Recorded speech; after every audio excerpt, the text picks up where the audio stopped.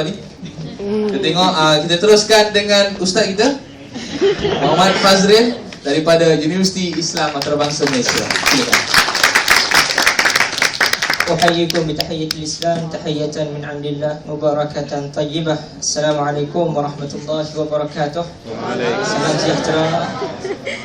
Ustaz kan? Kalau Ustaz bagi salam, laju dia jawab. Saudara mengurusi, teman-teman panelis, saudara Afiq, Reza dan saudari Haniza dan rakan-rakan mahasiswa sekalian ya. Tahun 1918 pada ketika Stamford Raffles menjejakkan kaki ke Singapura. 1819, betul? Stamford Raffles menjejakkan kaki ke Singapura. Ketika itu dia mencatat dalam catatan diarinya, Singapura pada ketika itu didiami oleh orang-orang laut dan pada ketika itu ada perkampungan nelayan kecil. Dalam masa yang sama, dalam sejarah Melayu atau Sulalatus Salatin karangan ataupun himpunan Tun Sri Lanang menyatakan Singapura sejak abad ke-14 lagi sudah menjadi satu pelabuhan yang cukup besar dan memainkan peranan penting dalam pembangunan ekonomi di alam Melayu ini.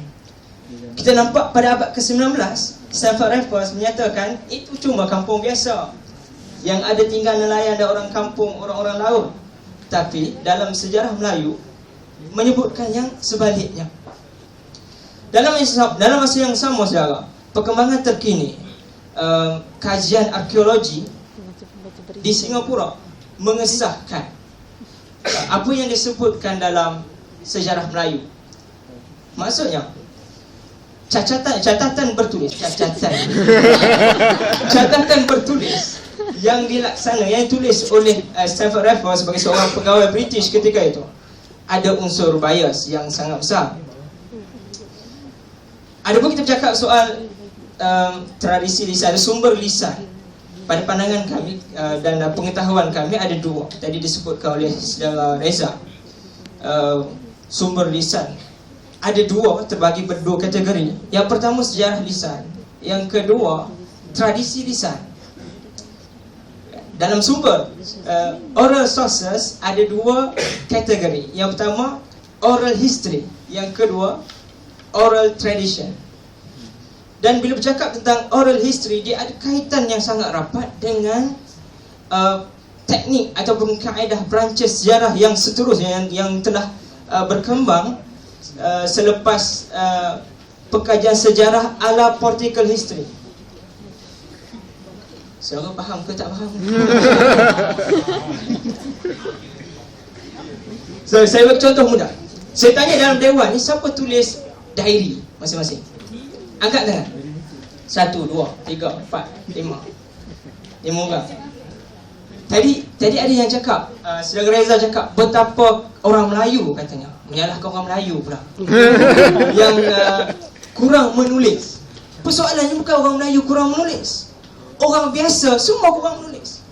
Sebab itu masyarakat umum tidak ada catatan sejarah.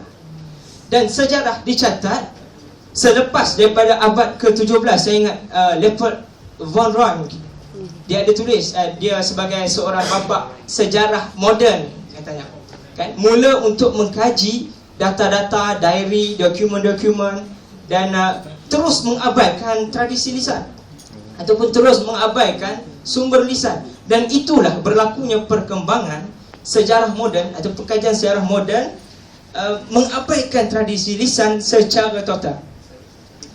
Dan persoalannya bila kita bercakap soal dokumen-dokumen yang ada tadi, dokumen yang ada confirm ataupun sudah pasti ditulis oleh para elit, orang-orang besar sahaja yang menulis sejarah, yang menulis catatan.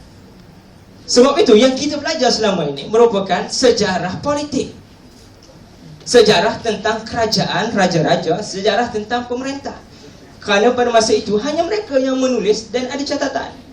Orang-orang biasa tak ada catatan macam kita hari ini, saudara. Siapa yang tulis diary? Apakah kita akan masuk dalam sejarah pada masa akan datang? Sebab itu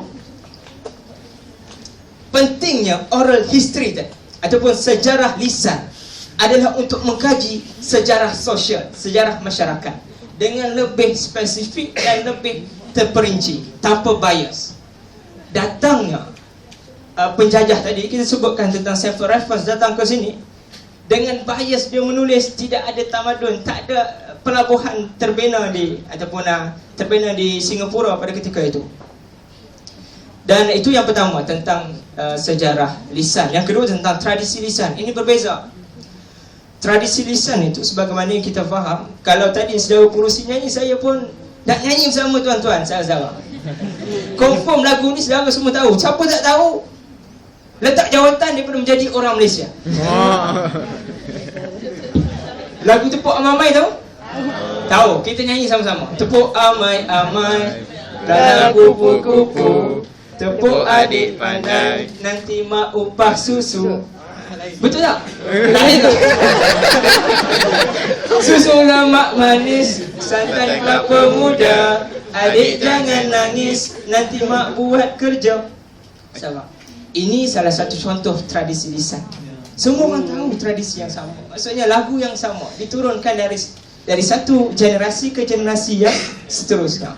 Itu tentang sumber lisan. Saya sebut sumber lisan ada dua kategori. Kategori pertama oral history, sejarah lisan yang berkait rapat dengan bidang sejarah atau pengkajian sejarah ala social history. Yang kedua bercakap tentang tradisi lisan yang saya sebutkan tadi. Namun bila bercakap soal pengkajian sejarah moden, sejarah barat, sudah pasti ada yang menyebut history is not about pre-literate history. Kalau kita nak kaji sejarah Afrika, dia orang tak tahu baca, confirm tak tahu menulis. Jadi macam mana nak kaji sejarah mereka?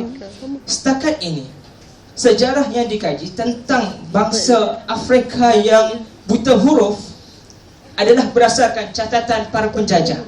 Tapi confirm catatan para penjajah ni tak semuanya boleh kita rely. Maksudnya tak boleh kita nak ambil keseluruhannya.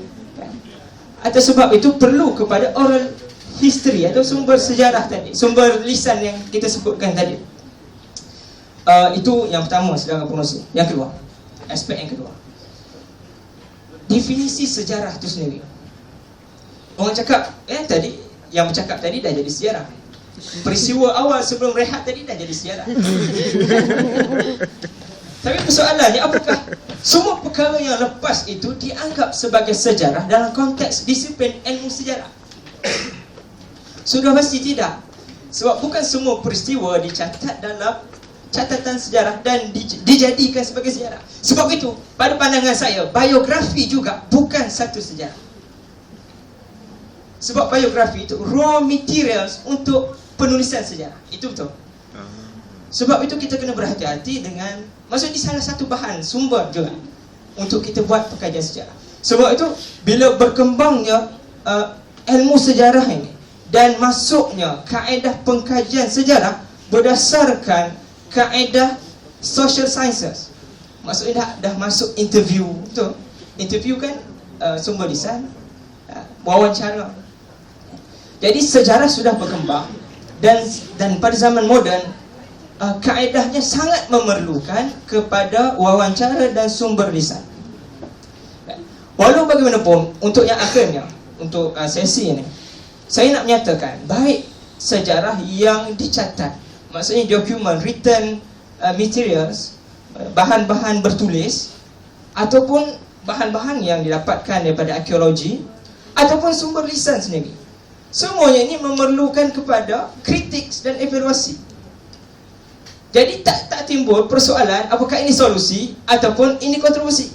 Masalah yang jadi kontroversi bila kita tak mampu untuk berevaluasi dan tak mampu nak menyediakan kesimpulan kepada bahan-bahan sejarah yang ada. Sebab itu, untuk akhirnya saya sebutkan, sejarah kita tak boleh nak gapai dah sekarang ni. Ini beza social science dalam human science, dalam sains kemanusiaan, sejarah dengan ilmu-ilmu yang lain. Sebab sejarah kita tak boleh dapat direct experience. Siapa yang boleh pergi ke zaman dulu? Ada yang boleh? Back to the future. Pakcik tu lah dia boleh pun. Tapi kita seorang pun takkan boleh dapat sampai ke zaman dulu. Sebab itu sejarah berkaitan dengan reconstruct peristiwa sejarah dulu dalam masa hari ini. Dan pastinya tidak akan sama bila kita merekonstruksi sejarah yang dulu itu dengan apa yang betul-betul berlaku pada zaman itu. Dia berkaitan dengan interpretasi. Wallahualam. Ya, terima kasih saya ucapkan kepada saudara